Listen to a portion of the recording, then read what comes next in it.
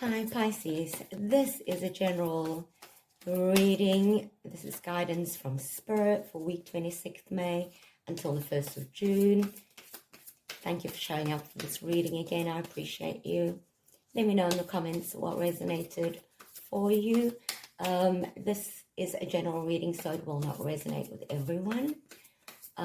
Take what's yours and leave the rest. Let's see what Spirit wants to share with you.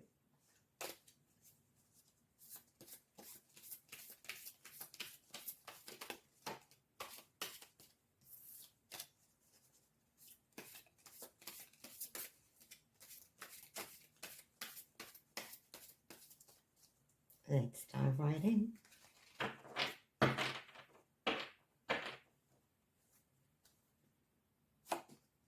At the center, we have the King of Cups, crossed by the High Priestess.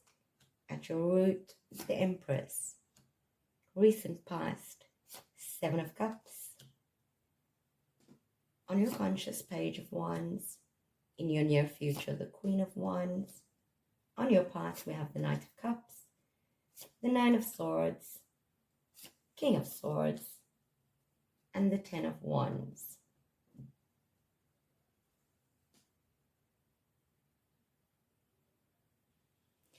Right now, you're holding steady in emotional waters that have tried to drown you before. The King of Cups is you, Pisces, master of emotions, navigating the swirling depths with grace. Even when the world is stormy, you've grown in your ability to remain grounded when others around you lose themselves. There's wisdom in your heart, but it's being tested. The waves are rising again. Will you stay in your heart or retreat into old patterns? In your immediate future, crossing that, we have the High Priestess. Your challenge is to trust your intuition, even when the external signs are fuzzy or absent. The High Priestess doesn't speak loudly, she whispers. Can you hear her through the noise of fear, distraction, or self-doubt? This is a week where you may be tempted to doubt your own knowing, especially when faced with emotional choices or when others expect you to justify your feelings. But your inner compass is strong. Trust it. At your root, we have the Empress. Beneath it all, there is a desire to be nurtured, and to birth something new. Whether it's a relationship, a dream, or a creative project, the Empress in your subconscious suggests that you've been craving softness, abundance, and a place to root. There may also be echoes of mother energy, your own experience of being cared for, or the ways you extend that nurturing to others, often at your own expense. In your recent past, we have the Seven of Cups. You've recently been in a place of overwhelm, caught in the fog of too many options, unclear dreams, or even illusions. The Seven of Cups speaks to disillusionment. Perhaps you believed something or someone was one thing, only to find out it wasn't. This card also suggests that you may have been seeking clarity, but every choice felt like a gamble. You've been dancing with fantasy and reality, and that dance hasn't always been kind. In your conscious mind, we have the Page of Wands. On your mind is a fresh spark. Something new is calling you, a creative impulse, a sense of adventure, or the urge to move forward, even if you don't know where the path leads. The Page of Wands wants you to leap into something inspired, something that feels alive, but there's still a hint of immaturity here, meaning your inner fire needs guidance to burn steadily and not fizzle out.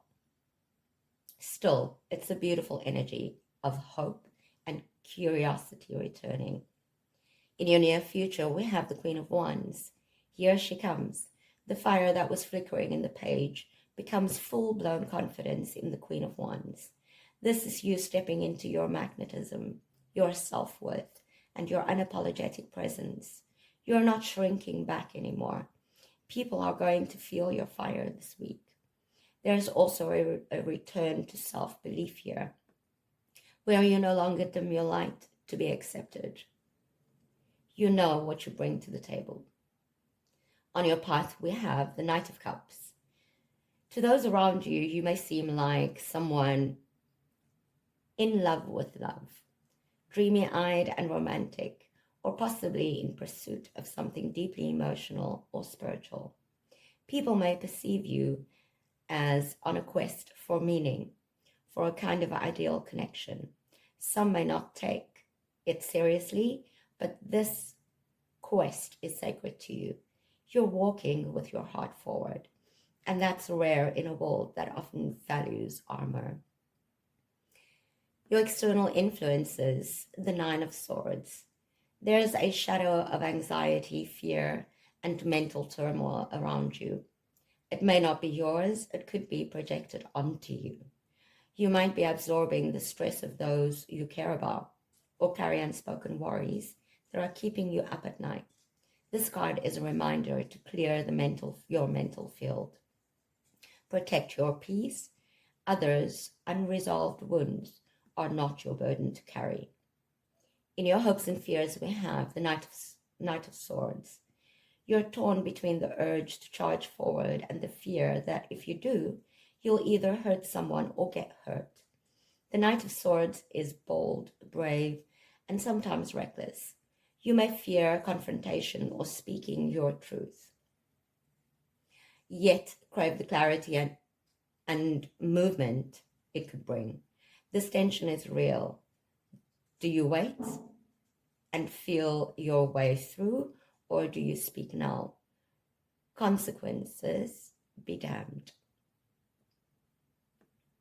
In your final outcome, we have the Ten of Wands. There is a burden you've been carrying for far too long. Ten of Wands says, the time has come to lay it down. You may be doing too much, emotionally, spiritually, or physically. This week may end with a sense of heaviness, but not defeat. This is the final push before release. Let go of what's not yours. Ask yourself, what weight have I accepted that isn't mine to carry anymore? The freedom you seek begins with unburdening. The final message from Spirit, Pisces. You're standing at the threshold of emotional mastery and spiritual power, but the journey there requires releasing confusion, self-doubt, and the weight of expectations. You are no longer who you were, even if others want to hold you in that old image. A new you is emerging, more radiant, grounded, and true. Let go of what numbs you. Let your intuition guide you, and remember, the burden isn't proof to your strength. It's proof that something needs to change. Your soul already knows the way home. This is what I've got for you. Thank you so much for showing up again. Please let me know in the comments what resonated for you. And please comment, like, subscribe. Thank you so much. Until I read you again, stay blessed.